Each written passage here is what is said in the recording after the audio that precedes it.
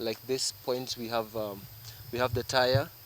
It's better to use because it does not have iron. If you put something that has iron or steel, it will rust on your plants, and that is not exactly good care for your plants. So when it comes to knowing whether your dragon fruit is ripe, you have three tests. The first one is the color. You see it has your bright red or pink or yellow color. So be sure to cut your dragon fruit with a little bit of the stalk to make sure if it's not ripe enough, you have at least a day so that it gets ripe, fully ripe. Though it's best advised that you cut your dragon fruits when they are fully ripe, because if you cut them when they are not ripe, then it will not ripen, and that is basically a waste.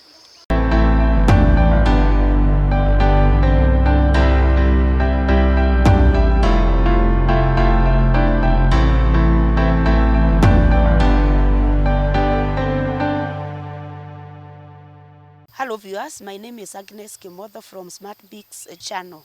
Today we are going to look at how we grow the dragon fruit. I am sure that you have heard of this gold in Kenya, which has not been there for so long, and today we are going to have a very young prospective farmer who is going to take us through how to grow the dragon fruit. Allow him to introduce himself and tell us more about the dragon fruit.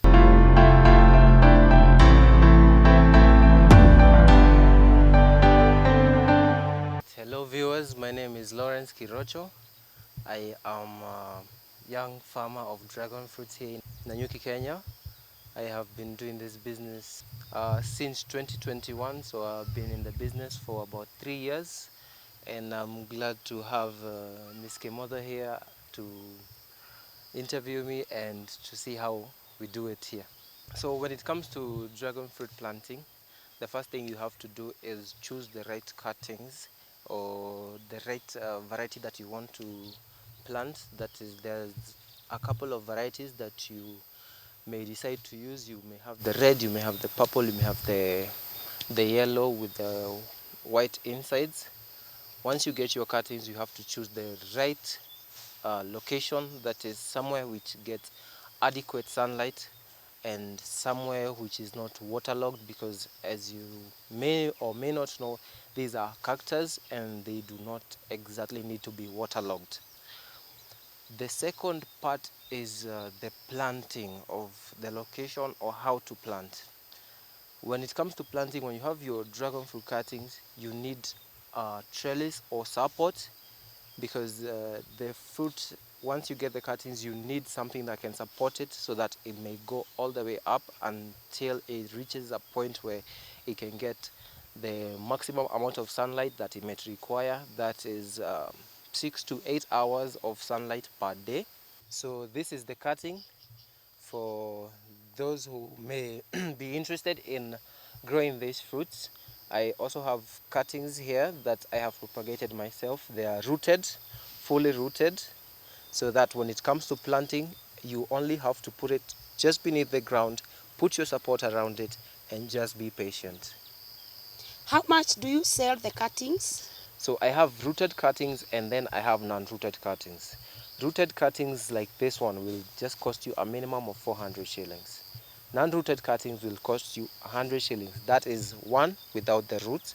It may take 2 months so that it can get the roots, but I have saved you that time so that when it comes to the planting, all you have to do is put it against your pole, your trellis, your support, tie it around, make sure you have fertilized enough. As I said, you only fertilize twice a year. But make sure you water it and put it in a non-waterlogged area, and boom, 1.5 years you have tall trees such as this, and you're just waiting to reap in the gold. Thank you. Okay, Lawrence, if I may ask, how do you water your plants? Okay, cactus is a plant which does not require as much water as these other plants may need, because it stores its own water. So in this farm we have used drip irrigation because it's easier to regulate, it's easier to manage, and well, once a farm is easier to manage, then it gives you more time to do other things. When it comes to the fertilizing, we usually do fertilizing with goat manure, or a better alternative is pig manure. Is we do it at least twice a year, that is every 6 months. And something that I may have not mentioned is that you need to heap your plants when you're doing your fertilizing or when you're doing your watering, so that it does not become waterlogged. Okay, so you want to tell us that you use the organic fertilization of, to grow your fruits. Yes, we do not use any pesticides. We do not use any inorganic materials in planting, in growing the dragon fruits. All we do is just give it adequate care. Make sure you do your regular pruning so that it does not get overgrown with the suckers. So this is suckers that we have just cut from a mature plant, but it is before it is below the tire where you set the umbrella of where you get the fruits. This is not the same as the suckers that you would normally get from at the top of the tree that is mature, that is hard. As you can see, it is very brittle, it is very easy to break. This is going to take you longer to get roots, and it's going to take longer to mature, and it may or may not give you fruits as how this would give you fruits. This one will take you a shorter period of time, and it will give you bigger fruits than this would. Okay, you have talked about the support structure, and I can see from your farm there are a few plants that have already fallen. What was wrong with your support structure, and how can you advise our viewers? So one of the main issues that we have had with growing dragon fruits is the overbearing weight of the cactus itself, and hence the falling or cracking of the poles. However, it is a very hard and hardy plant to kill. As you can see from this pole first last year when we had the El Nino rains, yet it has still fruited, and the fruits are still growing bigger and bigger, and yet to ripen. We usually do our cuttings when it's after the growing and the fruiting season, that is in between November until June. So we'll be able to get our cuttings from this fallen dragon fruit when the season has ended, that is by June, July, that is next month, and then month after, depending on where you are. As for Kenya right now in Nanyuki, our fruiting season goes from November all the way until June. What I can advise for someone who wants to avoid such a problem is to get better posts, concrete posts perhaps.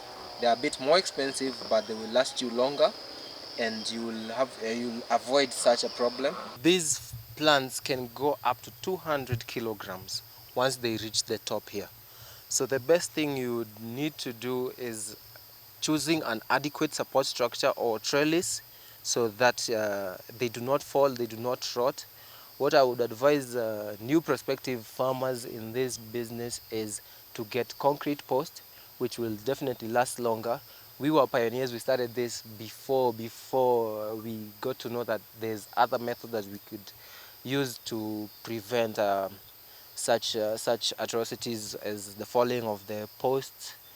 And so as for the new clients or new prospective farmers, I would advise that you use strong posts and make sure your support structure is very strong, because this plant can last for more than 4 decades. That is 40 years until you may have to re-uproot it and put another one. So you have 40 years. You have to make sure you have put the best support for it, because it's going to last you longer, it's going to save you more time, and well, less maintenance.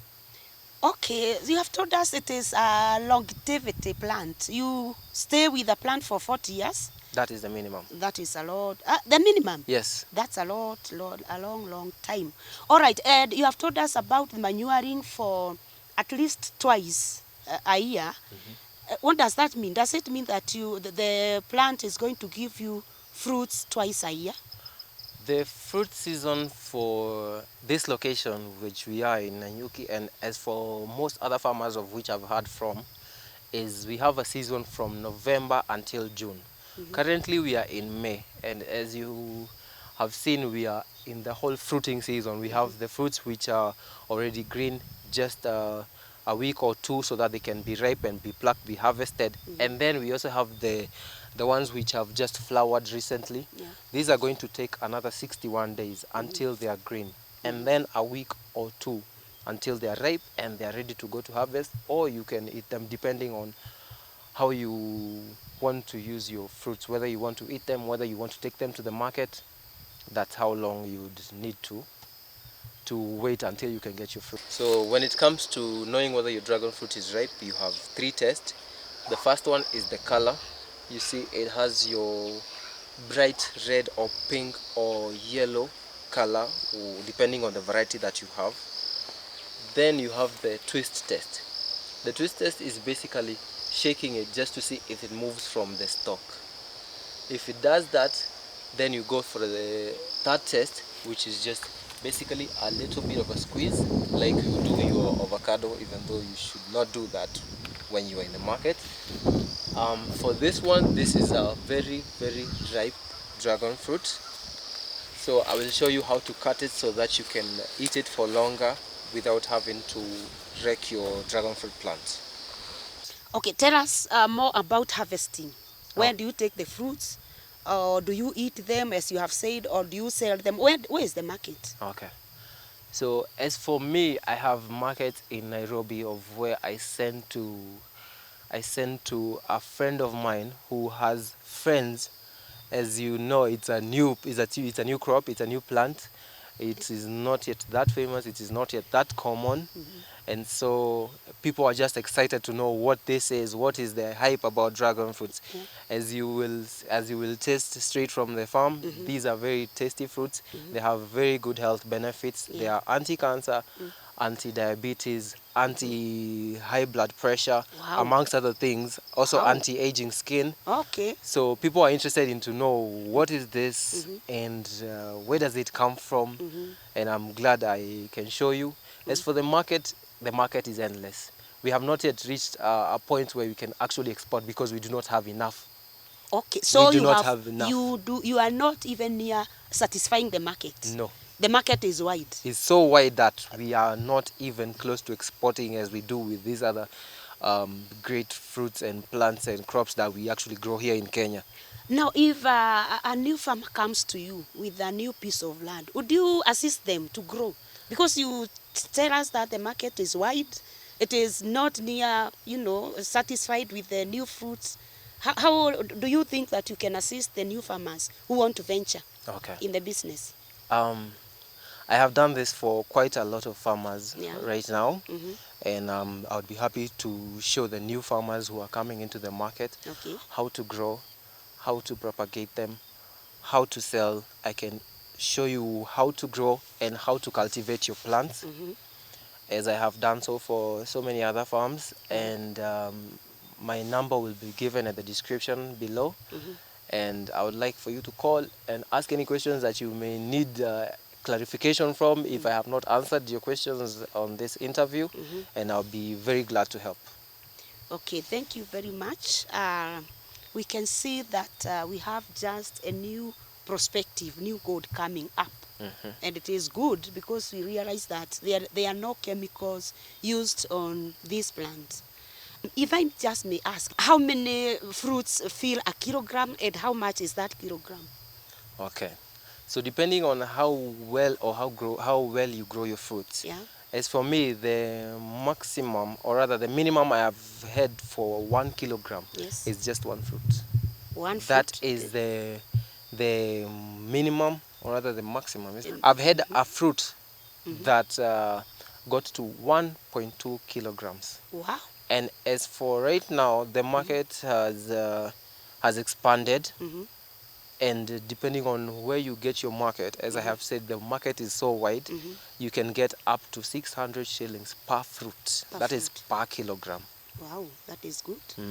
How would you want to advise the young farmers or the young people, young Kenyans who are saying there are no jobs, they have maybe wasteland lying there, and we can see that you are quite young, you are young. Advise the young people about farming. I would like to tell the young people who are out there watching this, I would like to tell them that the soil is gold. All that you need is just beneath your toes. Get to farming, get to do something small. Just that small piece of land that you have could turn into a fortune for you. All right. Thank you very much. Can we have a ripe fruit nearby? Although we can see that they are going to be ripe in 2-3 days, but we cannot miss one here Yes, to of pick. course. Yeah. Of course. There is one. Be sure to cut your dragon fruit with a little bit of the stalk to make sure if it's not ripe enough, you have at least a day so that it gets ripe, fully ripe. Though it's best advised that you cut your dragon fruits when they are fully ripe, because if you cut them when they are not ripe, then it will not ripen, and that is basically a waste. Viewers, thank you very much. We have been talking to Lawrence, a young farmer who is very enthusiastic in what he's doing. He has advised us on what we can do in order to farm the dragon fruit. Young Kenyans who think that there are no jobs. When if you have a piece of land, or your dad or your mom has a piece of land, please farm up with this dragon fruit. For any information, for any inquiries, for any assistance, we are going to give Lawrence number so that you can call him anytime and he's going to advise you. Thank you viewers for watching us. I'm sure that you have learned something. What we require you to do, or what we request you to do, is to to watch our videos, subscribe, share with others, like, and ask any question that you may have. Thank you very much.